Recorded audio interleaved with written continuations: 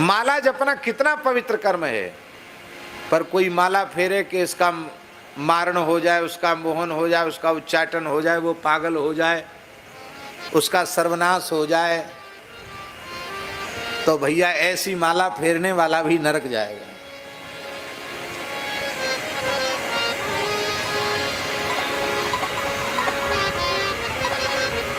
एक महात्मा थे, बहुत अच्छे, हमको कुछ समय उन्होंने पढ़ाया भी, व्याकरण पढ़ाया, वैयाकरण सिद्धांत कौमुदी पढ़ाई। उनकी नेत्र ज्योति चली गई थी। श्री प्रुदत्त ब्रह्मचारी जी के यहाँ रहते थे वृंदावन में, परम पूज्य श्री कवि जी महाराज। साधु साई नाम तो कुछ दूसरा था उनका, पर कवि जी सब लोग कहते थे। तत्काल काव्य रचना कर देते थे, कविता में ही बोलने लग जाए, ऐसे थे, बहुत विलक्षण विद्वान थे।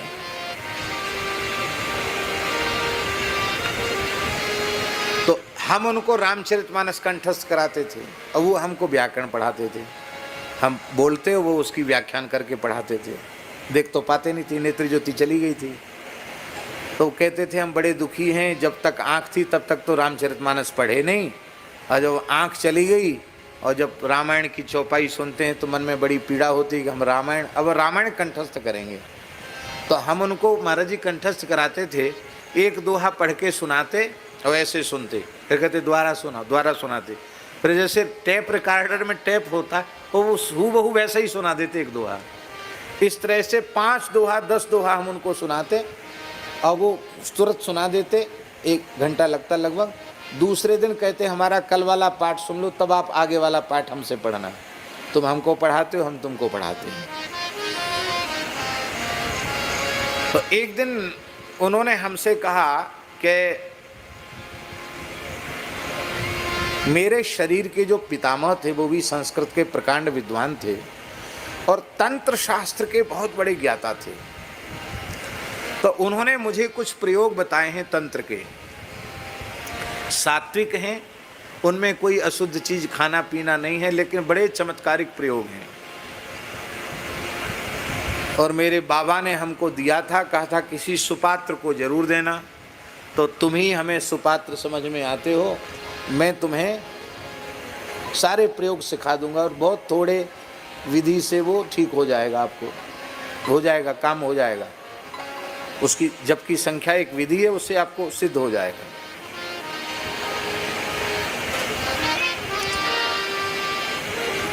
आकर्षण, उच्चाटन, वशीकरण, मारण, मोहन, स्तंभन, उन्मादन, ये सब प्रयोग तंत्र के सारे प्रयोग सिद्ध हो जाएंगे और तत्काल उनका परिणाम देखने में मिलेगा। बस जल्दी प्रयोग नहीं करना, किसी विशेष परिस्थिति में प्रयोग करना।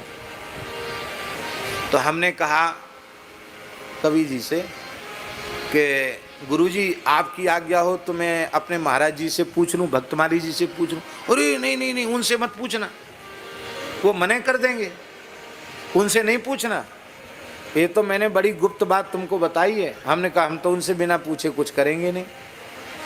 बोले देखो ऐसा है, तुम्हें अभी महत्व मालूम नहीं है, इसलिए तुम्हारे मन में ऐसी बात आ रही, अभी मैं चमत्कार दिखाऊंगा तब नमस्कार करोगे। तो प्रतिपदा अष्टमी अनध्याय का दिन आता है, तो दूसरे दिन अष्टमी थी।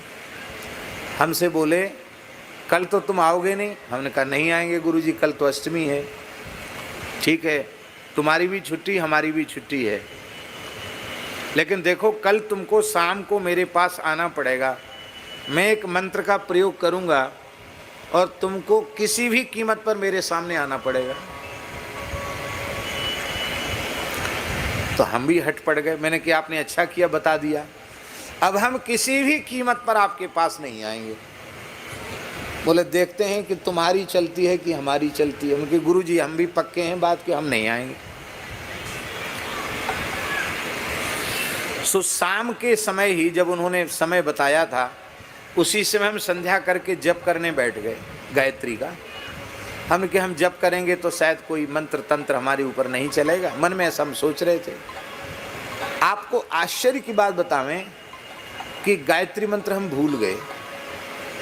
जब उन्होंने वहाँ जप शुरू किया स्फटिक की माला पर, और यहाँ हम सब भूल गए।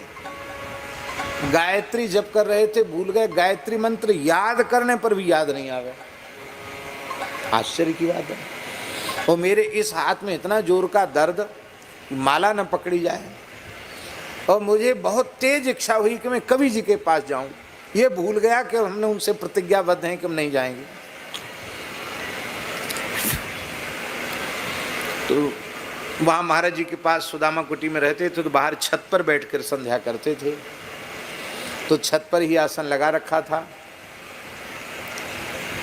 पता नहीं क्या हुआ, बीच में ही माला छोड़कर, संध्या के पात्र, माला, झोली सब छोड़ के हम दौड़े, भागे, भाग के सीधे प्रोदत्त ब्रह्मचारी जी के यहाँ, कवि जी के यहाँ गए।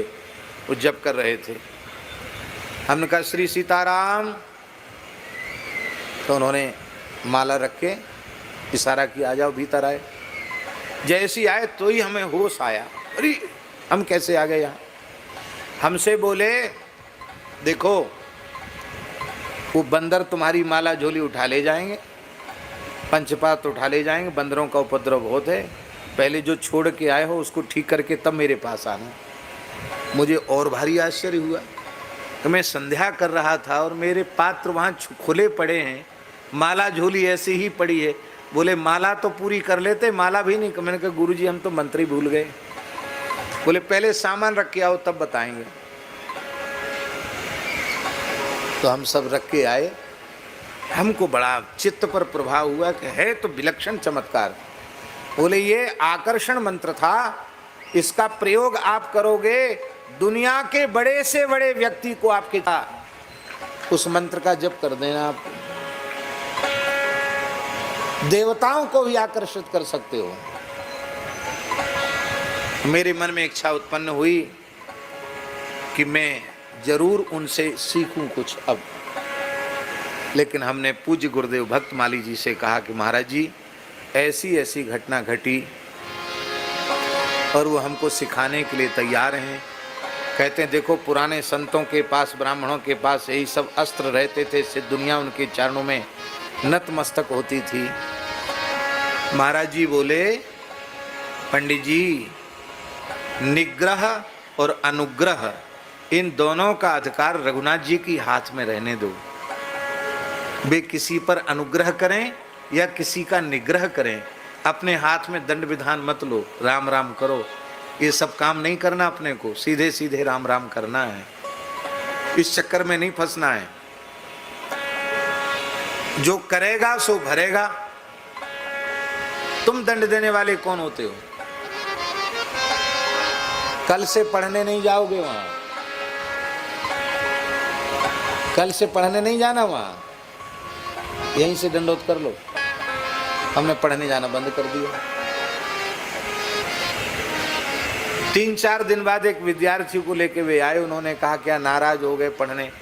महाराज जी ने कहा आप बुरा न माने, आप पढ़ाई लिखाई की बात छोड़कर इनको तंत्र मंत्र सिखाने लगे। अपने को इस सब में रुचि नहीं है, अपने तो सीधे साधे राम राम करते हैं, भगवान के सहारे जीते हैं, वही ठीक है। इस चक्कर में अपने को नहीं पढ़ना।